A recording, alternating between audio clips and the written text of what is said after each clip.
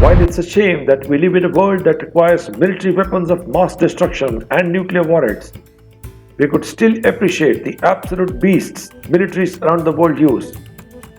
Military vehicles possess some incredible abilities, the likes of which you would see in superhero or Mad Max movies.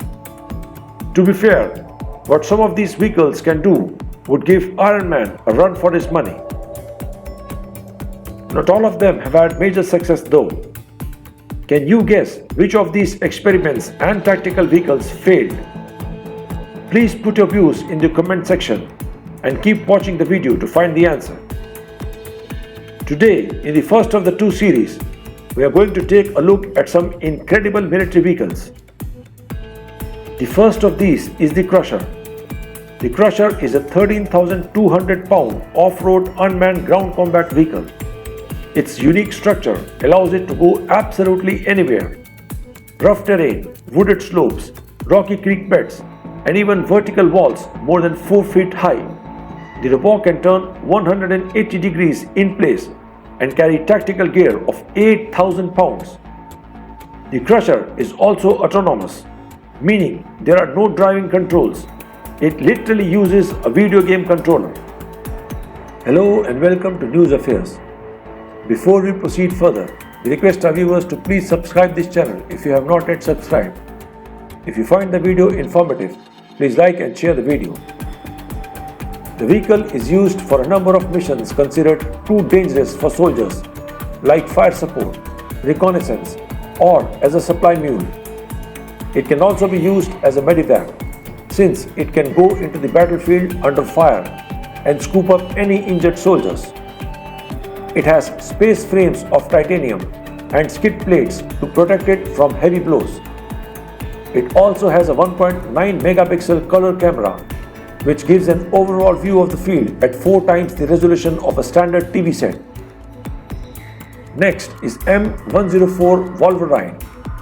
The M104 Wolverine Heavy Assault Bridge is an armored vehicle designed to provide deployable bridge capabilities to help armies cross large bodies of water. The Wolverine passes all speed, mobility and survivability tests. It also features an advanced communication system to keep in contact with field commanders, and it is operated by 2 crewmen sitting within the hull.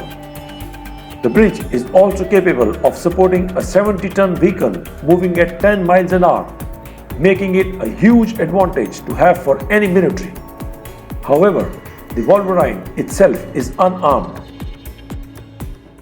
Jabaria Defense System Multiple Turret Launcher is next in line. This 95-foot long vehicle is particular to the UAE Army and is manufactured there too. It consists of 240 tubes and functions as a multiple rocket launcher. The idea was to mount artillery on a single vehicle. Since the UAE has a relatively smaller military personnel, this vehicle essentially allows 3 men to do the job, where normally 30 would be required. The Jabaria defense system has 4 rocket launchers attached to the trailer, each carrying 6,122 mm rockets. It was most recently used in the Yemeni civil war in the Saudi-led intervention in Yemen.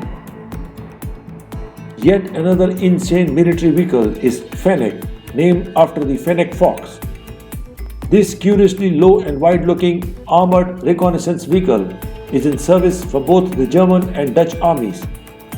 The Fennec has 4 wheels with a selectable 2 or 4-wheel drive, with the Dutch diesel engine producing 179 kilowatt, giving it a top speed of 71 meters per hour.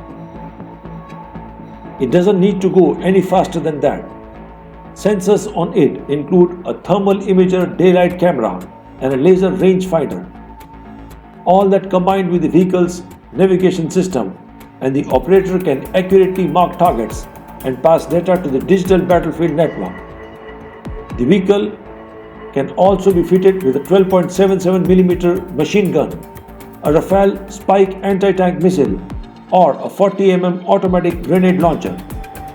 If you're worried about it getting hot and stuffy in here, the vehicle also has air conditioning which provides protection against nuclear biological and chemical warfare. Another military insane vehicle is Caspian Sea Monster. It's a plane.